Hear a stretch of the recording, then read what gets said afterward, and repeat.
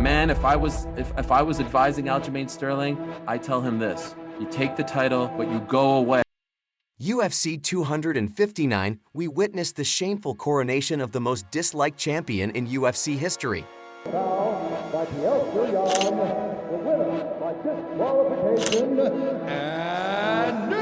This event took place in an empty arena, but if you tried hard enough, you could hear people booing from behind your television screens. The hatred was that potent, while some fans felt bad for him as he took a knee to the face.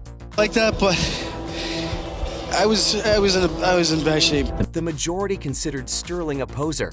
Almost 30 minutes later, he's on Twitter posing, and that makes me feel a little weird. And where I lose it is when I see the Henry Cejudo stuff, because now it's clearly you guys doing like, hey, let's do something for social media, let's pose, let's get the people talking. And could not wait for Pure Young, the real champion, to show him no mercy in the rematch. Last time he cried, after this fight he don't will cry, he will sleep. Oh my. We are more than 2 years removed from that incident, and Sterling is still the bantamweight champion, and the most successful one at that. With 3 title defenses, the 4th will take place in the main event of UF 292, and the opponent, Bring that sweet sugar, is quite possibly the biggest superstar in the history of the division. Yeah, big fights coming up, UFC 292. Next time you guys see me, hopefully we'll have the fucking belt sitting right here. So sick. I'll probably be fucking blacked out. A couple of days, Aljamain Sterling takes on Sean O'Malley. This fight personifies what the bantamweight division is all about: skill style. A whole lot of personality and maybe some cringe. That's just how it goes at 135. Including the return of Chris Weidman, Cody Garbrandt, Ian Gary, Marlon Vera battling, Pedro Munoz, and even another title fight. But boo me for not covering it. I hope it's a good fight and all, but for now, come along as we dive deep into the most anticipated fight of UF 292.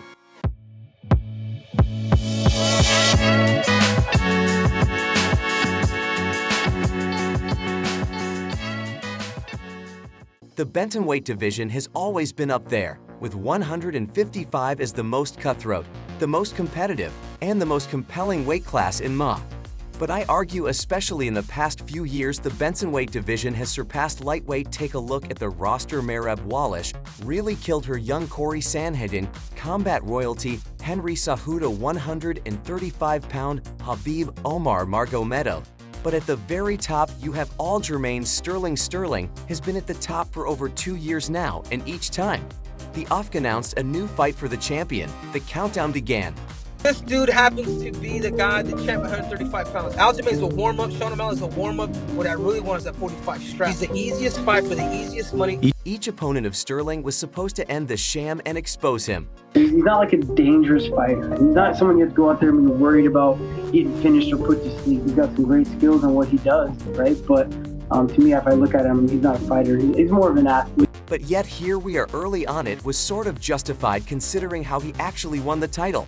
The rematch against Yan was close, and while it added some prestige to his title reign, there was still a lot left to do. I'm not even going to mention the one-arm TJ fight, but at UF 288, the Fuckmaster finally silences critics, leaving them with absolutely no ammunition. Coming into this fight, there were a lot of questions. How would Aljamain approach Henry Cejudo? How would Aljamain try and score takedowns against Henry Cejudo? Going into this fight, Henry Cejudo had 93% takedown defense. Aljamain Sterling was able to secure multiple takedowns, and he did it by using MMA wrestling. Henry Cejudo was supposed to be the one. He never lost the title. He was never actually taken down. He was an Olympic gold medalist, but Sterling took him down more than once, struck him on the feet, and ended up retaining his title for the 3rd straight time immediately after the UFC wasted no time in introducing Sean O'Malley as the next title challenger.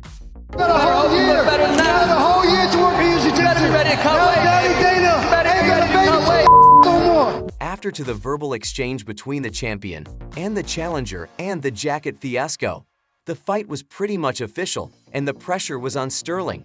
He had to accept, and quickly. Then why did his usual stick threw him under the bus, and the champion had no choice but to take the fight.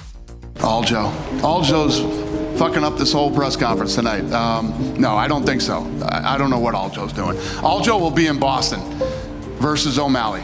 just a few months after going 5 rounds with Cejudo, but on the other hand, Sean O'Malley is as comfortable as ever while the top contenders were going to war and putting on master classes. The biggest start 135 was happy with outclassing fighters clearly less skilled than him. Like, you know, he fights a guy like Chris Moutinho who is a 25er. He moves up last second. Of course, he's supposed to look good against a guy like that who's taking it last second. A smart business move as every dominant performance and flashy knockout added to his popularity upon negotiating a fat new contract with the UFC. O'Malley finally took a step up in competition against Pedro Munoz, but the fight didn't go too well. Pedro said I poked him in the eye, which I didn't. Maybe a little bit. The Munoz fight proved nothing, but Sean O'Malley went several steps up in competition and agreed to face Purian at UFC 280. A former champion despite 2 losses to Sterling was still a monster, and O'Malley was not going to last very long. There are levels to this game, they said. But in Abu Dhabi, Sean O'Malley, the wild card of the division, proved that he was definitely one of the best bantamweights in the world.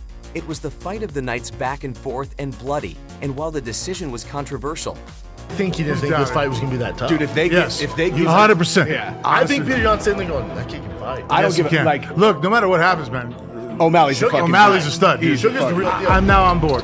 the fight answered a lot about Sean, yet the heart to enjoy a dark fight, and he was definitely going to challenge for the belt. Almost a year later, and Sean O'Malley is coming back for SATE.